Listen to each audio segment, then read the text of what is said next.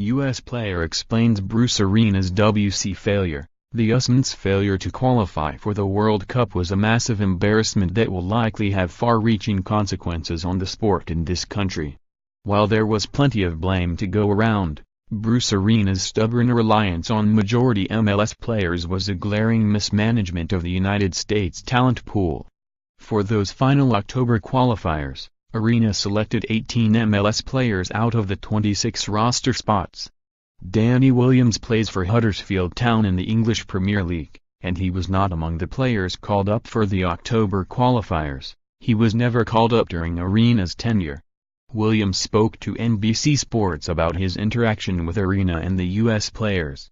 He got the impression that Arena's goal for qualifying was to put MLS top talent on display rather than consider the best USMNT-eligible players. Via NBC Sports, some people wanted to play the MLS guys a little more, but whatever. But Bruce Arena emailed me and said, "You're in the picture but I haven't really seen you." And I thought that was a bit strange because you must know your players, don't you? Especially because I am not 18.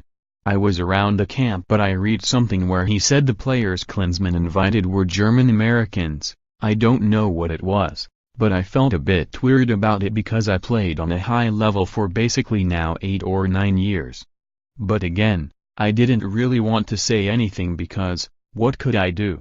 I can't influence if a manager likes me or not, but I think we could all get a fair chance. It was a bit weird, but hopefully now that I'm in the Premier League, that will change. Williams was one of the first German-American dual nationals to be called up by former USMNT head coach Jürgen Klinsmann. He was born in Germany while his father was serving in the military. As Williams mentioned, Arena's past critical comments about dual national players singled out an important faction of the talent pool. We saw that in Arena's roster decisions, with players like Fabian Johnson and Jeff Cameron dropping behind lesser talents like Omar Gonzalez or Paul Arriola.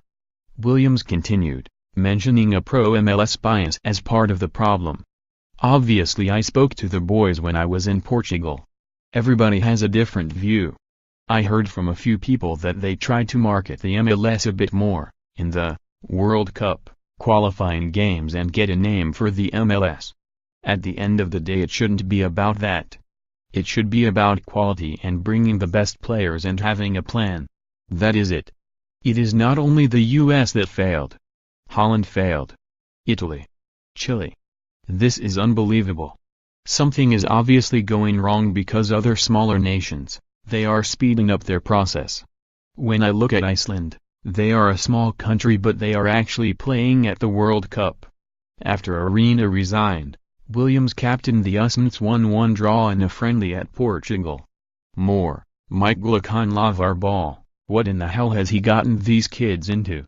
Former Wisconsin player says Ball brothers in Lithuania is a disaster waiting to happen. Jason Day's wife shares heartbreaking story of the moment she lost the baby. How the Dallas Cowboys can make the playoffs. The Star Wars-themed Nick Foles hype video is a masterpiece.